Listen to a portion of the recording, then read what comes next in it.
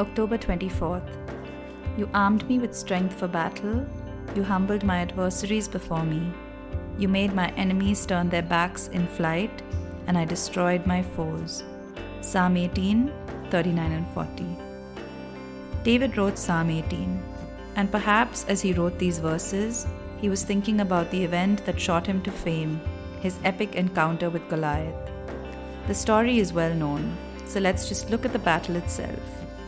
David, the shepherd boy, dressed in his shepherd's garments and armed with a sling and 5 stones, approached Goliath, the giant warrior. Goliath mocked and cursed David when he saw him, already looking forward to his victory. 1 Samuel 16 records their battle. David said to the Philistine, "You come against me with sword and spear and javelin, but I come against you in the name of the Lord Almighty, the God of the armies of Israel, whom you have defied. This day the Lord will deliver you into my hands, and I'll strike you down and cut off your head. This very day I will give the carcasses of the Philistine army to the birds and the wild animals, and the whole world will know that there is a God in Israel. All those gathered here will know that it is not by sword or spear that the Lord saves, for the battle is the Lord's, and he will give all of you into our hands."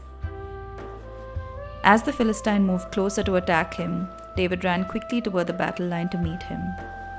Reaching into his bag and taking out a stone, he slung it and struck the Philistine on the forehead. The stone sank into his forehead, and he fell face down on the ground. So David triumphed over the Philistine with a sling and a stone. Without a sword in his hand, he struck down the Philistine and killed him. David ran and stood over him. He took hold of the Philistine's sword and drew it from the sheath. After he killed him, he cut off his head with the sword.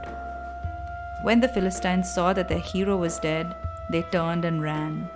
Then the men of Israel and Judah surged forward with a shout and pursued the Philistines to the entrance of Gath and to the gates of Ekron. Their dead were strewn along the Shaharaim road to Gath and Ekron. When the Israelites returned from chasing the Philistines, they plundered their camp. Goliath had every advantage of worldly warfare: strength, training, and weapons. David said that his weapon was the name of the Lord, Yahweh Sabaoth, the Lord of hosts. What a perfect illustration of spiritual warfare, and what an example and encouragement for us today. We may see ourselves as Davids before the Goliaths of the world, but that's okay, because we all know how that story ended. Today's decree: God arms us with strength for battle and humbles our adversaries before us.